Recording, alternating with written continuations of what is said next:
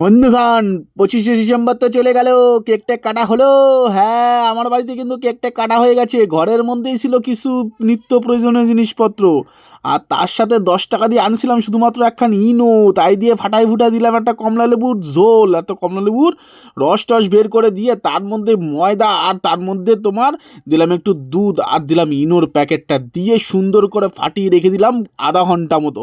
তারপরে একটা বাটিতে দিলাম তেল, তার উপরে দিলাম একটা সাদা A4 পেস্টটা দিয়ে তার মধ্যে তেল তুল মাখায় দিলাম ওই সেই ফাটানো সেই সুন্দর জিনিসটাকে। ব্যাস, এবার কেকের জন্য প্রস্তুত। এবার জাস্ট ওকে কাঠের জালে বসাতে হবে। হ্যাঁ বস, মাইক্রোওভেনের দরকার নেই, কাঠের জালেই সুন্দর করে বানায় ফেলাবো।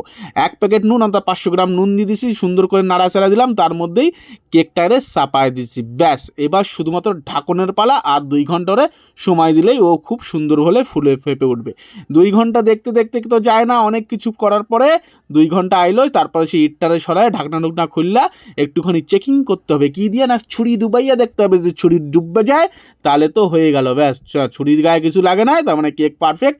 এবার এটাকে তুলতে হবে। ব্যাস, তুললেই ব্যাস সুন্দরভাবে হয়ে গেছে আমাদের এই মেকিং কেক, অর্থাৎ বাড়িতেই দিয়ে দিই। এর মধ্যে টুটি ফুটি কোনো কিছু যায় না, শুধুমাত্র নর্মাল একটুখানি পরীক্ষা করে দেখতেছিলাম কেমন হয় কেকটারে।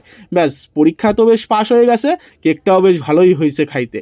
আর হ্যাঁ, দেখতেও কিন্তু মন্দ হয় না, কমলালেবুর একটা ফ্লেভার ছিল, যেহেতু কমলালেবু দিয়েই বানানো হয়েছিল। নাও বন্ধুরা, তাহলে তোমাদের এই বড়দিনের তো চলেই এসেছে, চলে না ছেড়ে গেছে। এবার যাই হোক, এবার আমি কেক খাই, তোমরাও দেখো, আর তোমরাও চেষ্টা করে ভালো এরকম বাড়িতে নর্মালভাবে বানানোর কেকটা। তাহলে বন্ধুরা, নতুন ভিডিওতে আবার দেখা হচ্ছে নতুন কোনো আইটেম নিয়ে আর নতুন কোনো ব্লগ নিয়ে। ততক্ষণ ভালো থেকো, পাশে থেকো, টাটা, সকলে ভালো থেকো, টাই।